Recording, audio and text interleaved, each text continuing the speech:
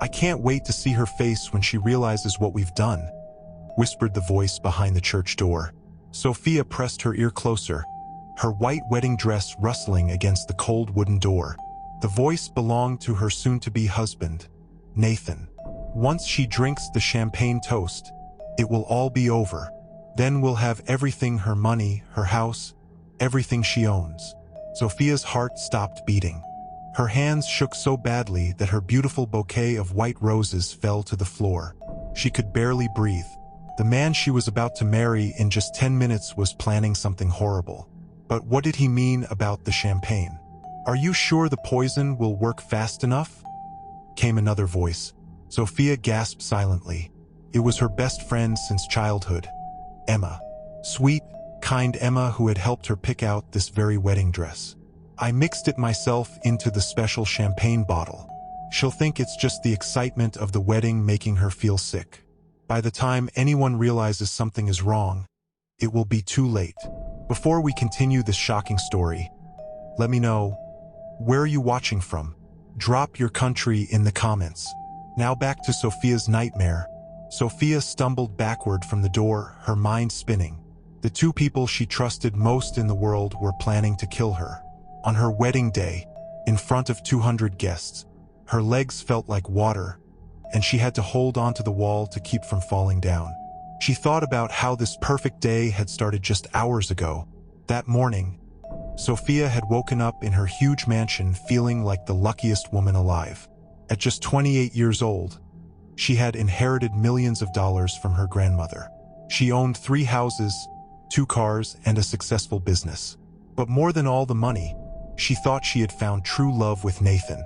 Nathan was handsome, charming, and had proposed to her on a beautiful beach in Hawaii just 6 months ago. He had gotten down on one knee with tears in his eyes and said, "Sophia, you are my whole world. I want to spend every day making you happy." Emma had been there too, crying tears of joy and hugging them both. "You two are perfect together," she had squealed. "I can't wait to be your maid of honor." Sophia had been so happy. She had never felt so loved. Growing up, her parents died in a car crash when she was only 10 years old. Her grandmother raised her with all the love in the world, but Sophia always felt lonely in the big house. When her grandmother died 2 years ago, Sophia inherited everything but felt more alone than ever. That's when Nathan came into her life. He worked at the coffee shop near her office. Every morning, he would make her coffee with a heart drawn in the foam. He would tell her jokes that made her laugh. Slowly, they started dating, and Sophia felt like she had finally found her family. Emma had been her best friend since they were 7 years old. They had grown up together, shared secrets, had sleepovers, and promised to be best friends forever. When Sophia's parents died, Emma's family took care of her sometimes. Emma was like a sister to her. So when Nathan proposed, and Emma offered to help plan the wedding, Sophia thought she was the luckiest person in the world. She had the love of her life and her best friend helping her create the perfect day. But now, standing in her wedding dress, listening to them plan her murder, Sophia realized she had been living in a lie. "The champagne toast happens right after we say, 'I do,'" Nathan's voice continued through the door. "Make sure she drinks the whole glass. Tell her it's a special tradition or something." "Don't worry," Emma replied. "I've been her best friend for over 20 years. She trusts me completely. When I hand her that glass and tell her to drink it all for good luck, she won't question it for a second." "Perfect. And you're sure no one can trace this back to us?" "Nathan, I'm a nurse. I know exactly what I'm doing. The poison I chose will look like a heart attack. Everyone will think she just got too excited on her wedding day. We'll be the heartbroken husband and best friend. No one will suspect anything." Sophia felt sick to her stomach. Emma was a nurse at the local hospital. Sophia had always been so proud of her friend for helping people and saving lives. But now Emma was using her medical knowledge to plan a murder. Her murder. "How long do we have to wait before we can sell the house?" Nathan asked. "Give it a few months. We have to play the part of being sad. But don't worry, by Christmas, we'll be living in her mansion, driving her cars and spending her money. And the best part is we'll be doing it together." Sophia's blood turned cold. They weren't just planning to kill her for money. Nathan and Emma were in love with each other. They had been betraying her in every possible way. She remembered all the times Emma had come over for dinner and Nathan was there. How they would laugh together at jokes Sophia didn't understand. How Emma always volunteered to help Nathan with wedding planning. How Nathan always seemed to know where Emma was and what she was doing. "I can't wait to be rid of her," Emma said with a voice full of hate. "She's always been so naive and trusting. Even now, she probably thinks we're in here talking about how beautiful she looks in her dress." "She does look beautiful today," Nathan said, and for a moment, Sophia's heart jumped. Maybe he did love her a little bit. "It's almost a shame we have to kill her, but her money is more beautiful than any woman could ever be." They both laughed. It was a cold, cruel sound that made Sophia's skin crawl. "We better get back out there," Emma said. "The ceremony starts in 5 minutes. Remember, act like the perfect loving husband until she drinks that champagne. Then you can start your Oscar-winning performance as the devastated widower. Don't worry, I've been practicing loving her for 8 months. I can do it for 5 more minutes." Sophia heard footsteps moving toward the door. Quickly, she grabbed her bouquet and ran to hide behind a big flower arrangement. Nathan and Emma walked out of the room together. Nathan straightened his tie and put on a big smile. Emma checked her makeup in a small mirror and also smiled. Watching them, Sophia couldn't believe how normal they looked. How could two people planning murder look so calm and happy? As they walked toward the main part of the church, Sophia heard Nathan call out, "Has anyone seen my beautiful bride? I can't wait to marry her." The guests all laughed and cheered. Someone shouted, "She's probably just getting more beautiful for you."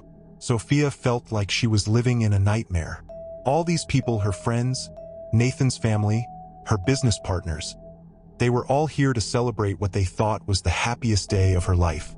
But instead, they were here to watch her die. She looked down at her wedding dress. It had cost $15,000. It was covered in tiny pearls and diamonds. She had felt like a princess when she put it on this morning. Now it felt like a costume for her own funeral. The wedding music started playing. This was the song that was supposed to be her cue to walk down the aisle. Everyone would be waiting for her. Nathan would be standing at the altar with that fake loving smile on his face. Emma would be standing beside him as the maid of honor, holding the poisoned champagne.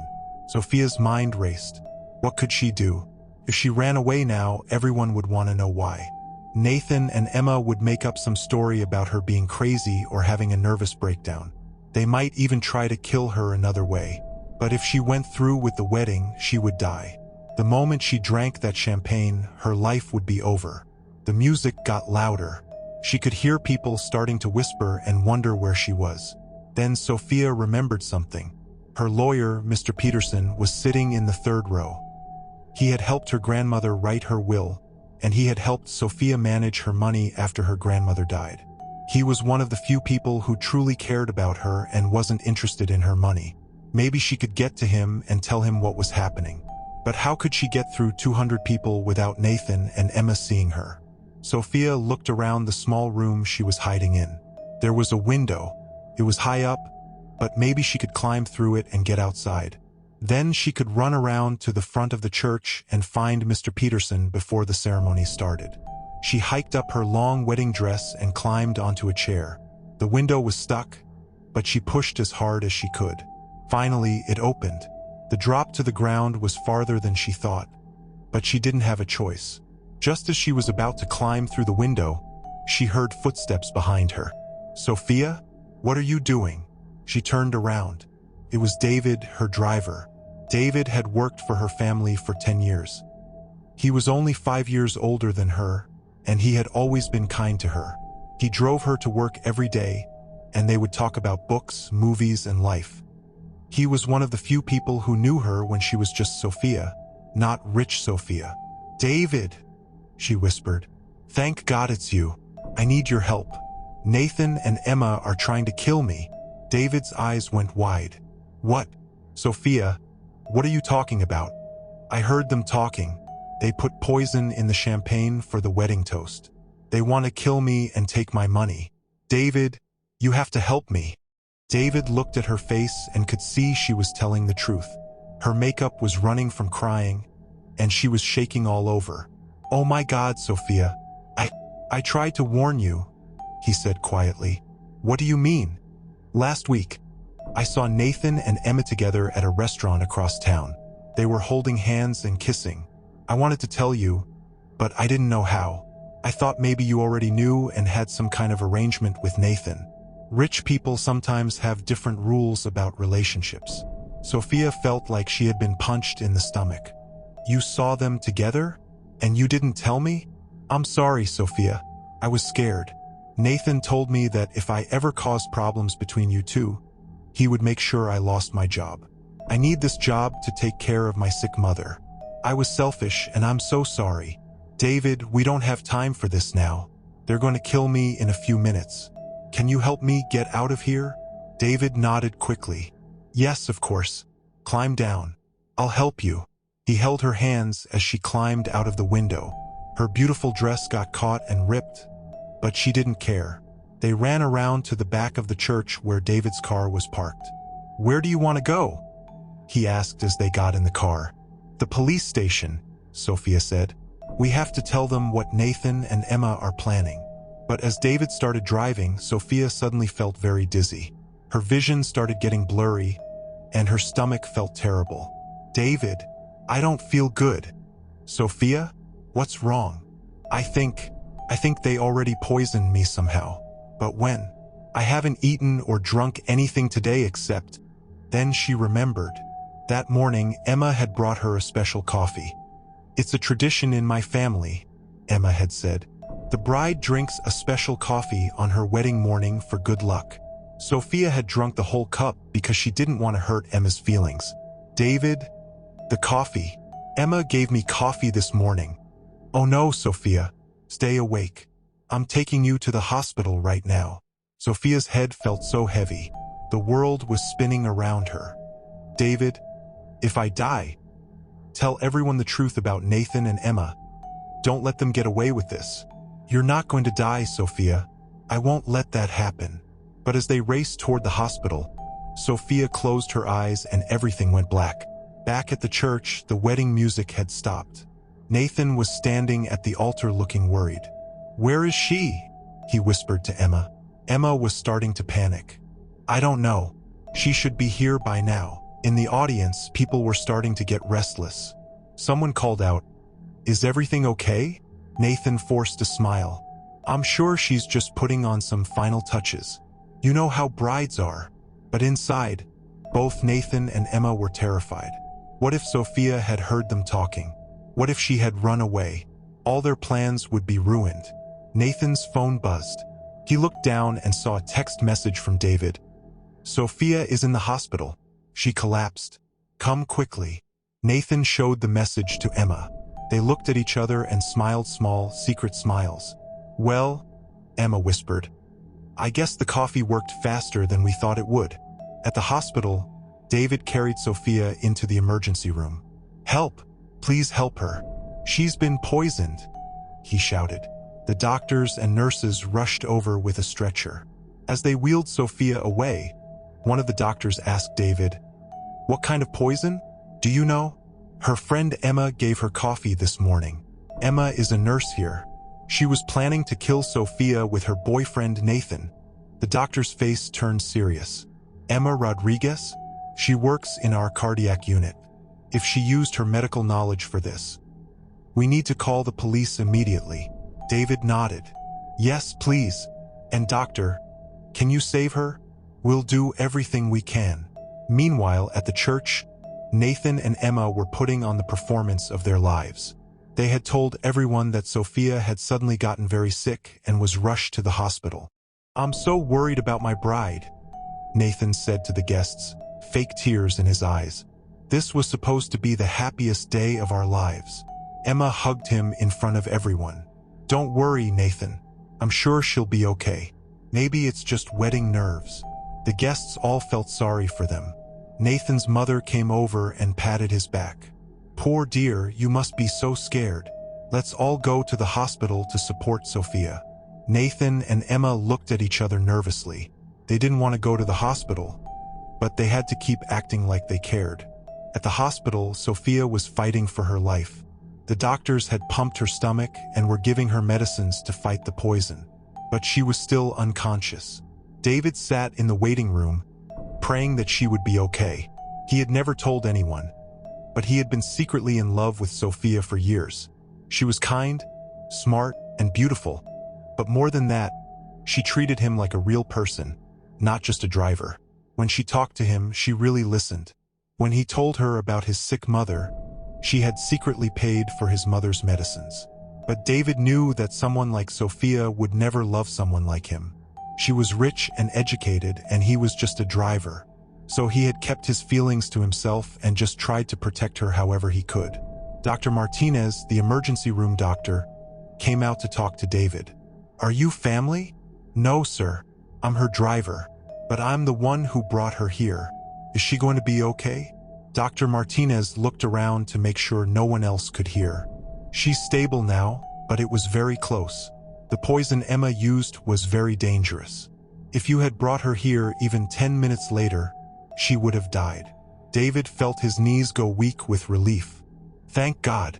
Can I see her?" "Not yet. She's still unconscious. But I need to tell you something important. The police are on their way, and when they get here, we're going to arrest Emma and Nathan. But we need Sophia to wake up and tell us exactly what happened."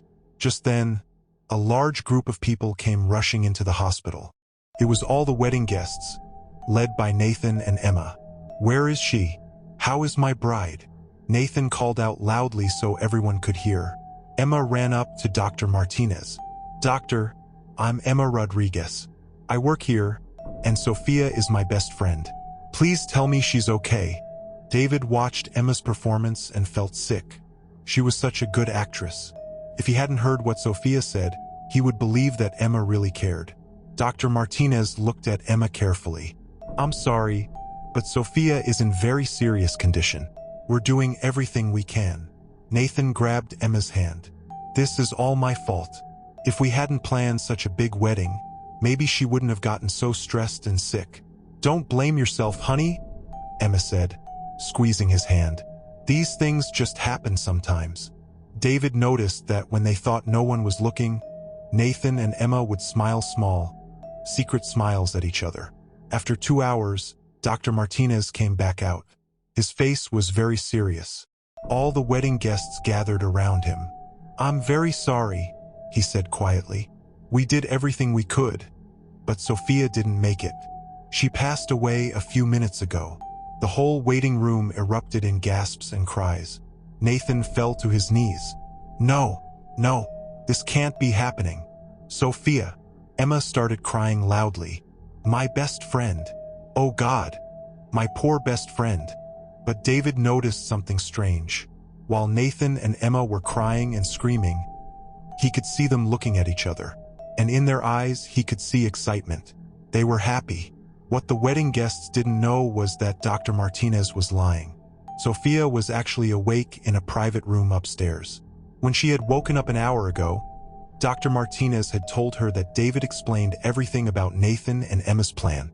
"We want to help you catch them," Dr. Martinez had said. "If we pretend you died, they'll think they got away with it. Then they might say or do something that proves they're guilty." Sophia, even though she was weak and hurt, had agreed immediately. "Yes, I want them to pay for what they tried to do to me." So Dr. Martinez had announced to everyone that Sophia was dead. Now, she was watching everything on a small TV in her hospital room. The hospital had security cameras in the waiting room, and she could see Nathan and Emma's fake crying. "I can't believe I ever trusted them," she whispered to David, who was now sitting beside her bed. The police had told everyone that David was too upset to talk to anybody, so he could sneak upstairs to be with Sophia. "What do we do now?" David asked. "We wait," Sophia said, "and we watch. People show their true selves when they think no one is looking." Over the next week, Sophia watched from her secret hospital room as Nathan and Emma continued their act. They planned a beautiful funeral for her. They both gave speeches about how much they loved her. Nathan talked about how he had lost the love of his life. Emma talked about losing her best friend.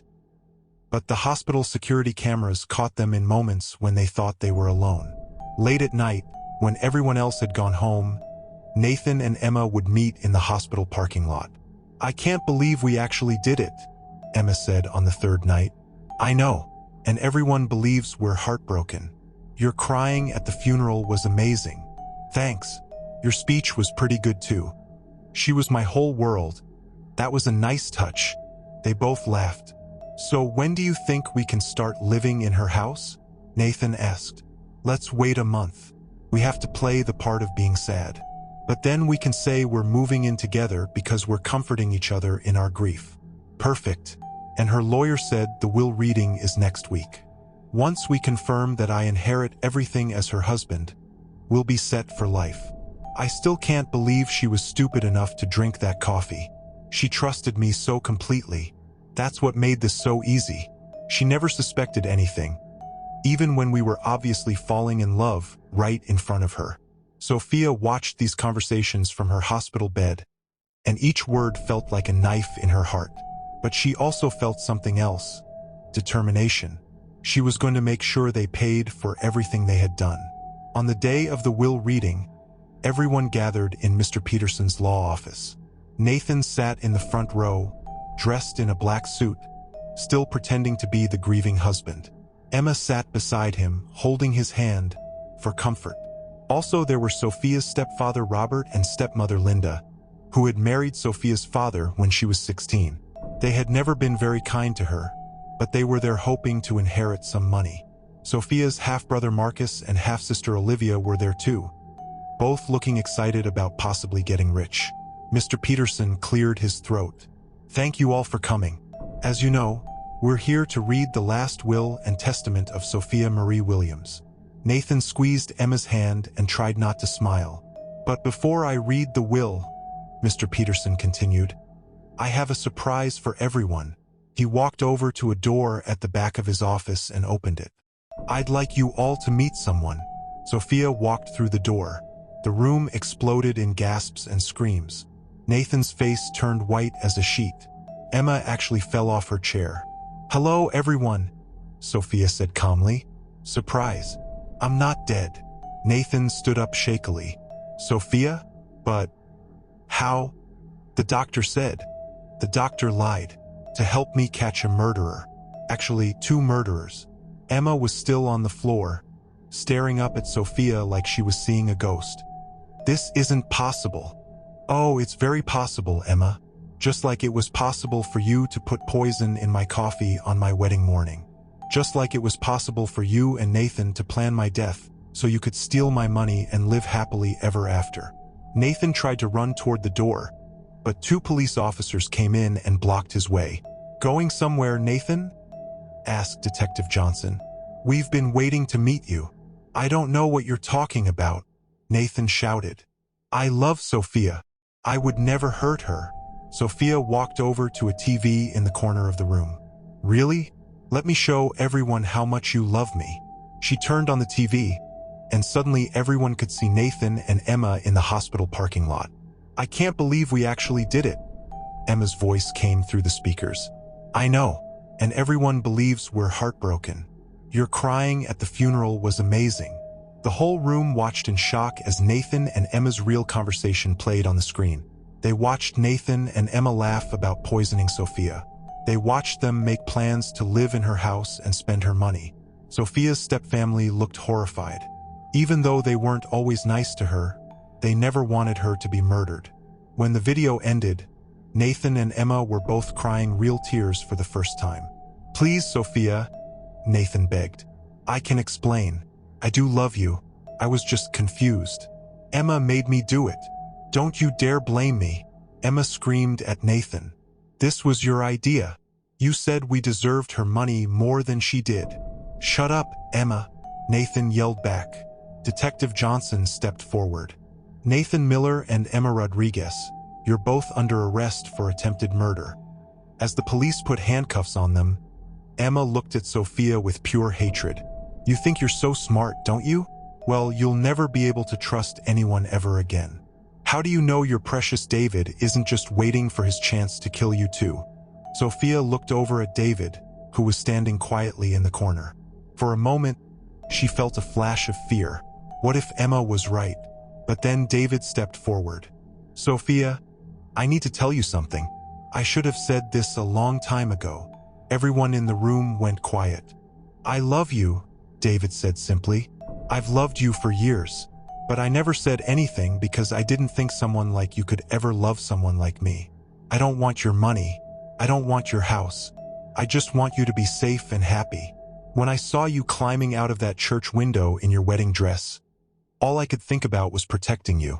When I thought you might die in that hospital, I realized that life is too short to hide your feelings. Sophia looked at David's honest face and kind eyes.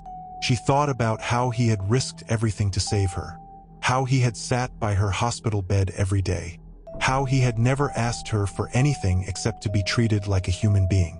David, she said softly, I think I've been looking for love in all the wrong places. She walked over to him and took his hands. You saved my life, not just from the poison, but from a life with people who never really loved me. As Nathan and Emma were led away in handcuffs, Sophia turned to her stepfamily. Now, about my will, she said. Mr. Peterson, would you please read it? Mr. Peterson opened the document. To my stepfather Robert and stepmother Linda, who took care of me after my father died but always made it clear I was not really part of the family, I leave $10,000 each. Robert and Linda looked disappointed but not surprised. To my half-brother Marcus and half-sister Olivia, who only call me when they need money, I leave $5,000 each. Marcus started to protest, but Sophia held up her hand. To David Martinez, who showed me what real love and loyalty look like, I leave half of everything I own. You will never have to worry about money again, and your mother will have the best medical care possible. David's eyes filled with tears.